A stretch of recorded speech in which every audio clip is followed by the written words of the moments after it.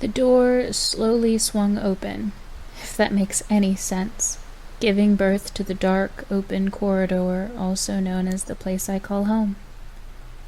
The lights are still off, and the storm is heavy behind me. I step calmly into the foyer, drenched from head to toe. The light trench coat I wear now seemed to hang on me like a heavy, wet blanket pulling me closer to the ground. Funny.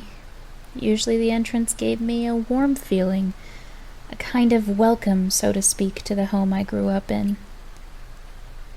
Unsure of what to do now, I found myself standing, staring into the black opening that led to the living room.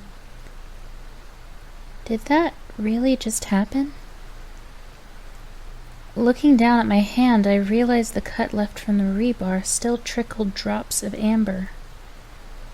I should wrap that up. I slowly lifted my thumbs to the collar of my coat, pulling the sloppy cloth off my shoulders and dropping it to the ground. I'll pick that up later. The black sundress I had worn underneath was as saturated as the coat, and the leggings that were beneath were just the same. They stuck to me like a second layer of sticky, wet skin.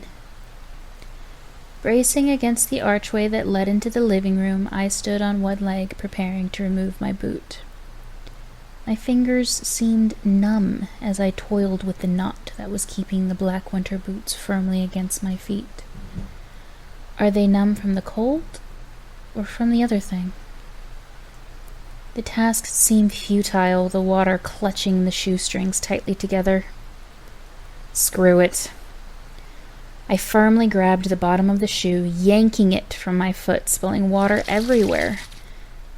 Looking down at the unbelievably large amount of liquid, I couldn't help but think how impressive it was for there to be so much water in one person's shoe, especially with somebody as tiny feet as mine. Putting my leg back down, I raised the other, yanking the soaked piece of garment from my foot. Once again, water sloshing everywhere. I'll get that tomorrow, too. Stepping into the living room, leaving a wet river of footprints, I couldn't help but expect my mother to descend from the staircase, offering me a warm towel and a smile of reassurance.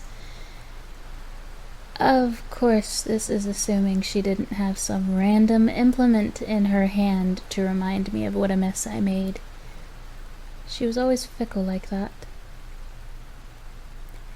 The house was too dark when the cool breeze blew in from the front, reminding me I had left the door open. The sound of the storm, now very obvious, echoed into the empty home. I should probably shut that. I slowly took squishy steps back to the foyer, minding that I not slip on the polished oak floors, which were now completely covered in puddles. Closing the door, the house instantly grew quiet, the sound of the storm seeming like a distant battle, rendering me far from harm. Placing my back against the door, I slowly slid down to a sitting position, thinking aloud. If I truly embraced that thought, it would be as if the night had never occurred.